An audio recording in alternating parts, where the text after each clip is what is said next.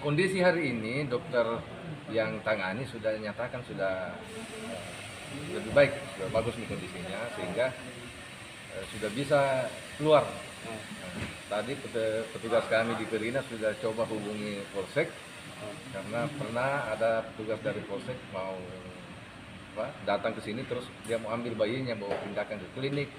Oleh dokter kami disampaikan bahwa kondisi bayi saat itu waktu petugasnya datang belum bagus kondisinya sehingga disarankan agar jangan dulu dikeluarkan. Ya. Untuk kondisi pada saat 2-3 hari yang lalu kayaknya itu. Nah, hari ini sudah bagus. kondisi sebelumnya Kak, Pada saat masuk kondisi keadaan umumnya lemah. Tiba di GD RD Objin ditangani sama petugas kemudian dibawa ke Perina, dimasukkan dalam inkubator, dipasang infus.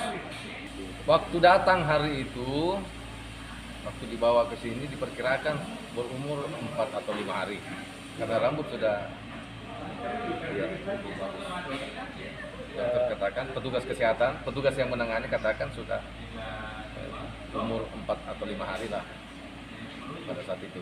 Jadi saat ini masih ada di ruang Perina. Ya, masih ada di ruang Perina dan kita tunggu informasi lebih lanjut dari Polsek.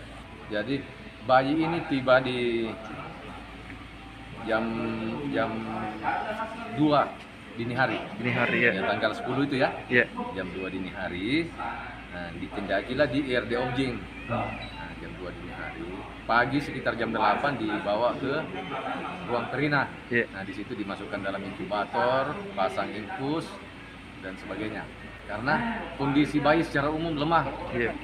Terus dehidrasi juga bayinya. Nah, ditindakilah sama petugas kami di Perina. Nah, bayi ini jenis kelaminnya perempuan. Iya, Nah, panjang bayi 45 cm, Iya. berat 2.400 gram. Oke.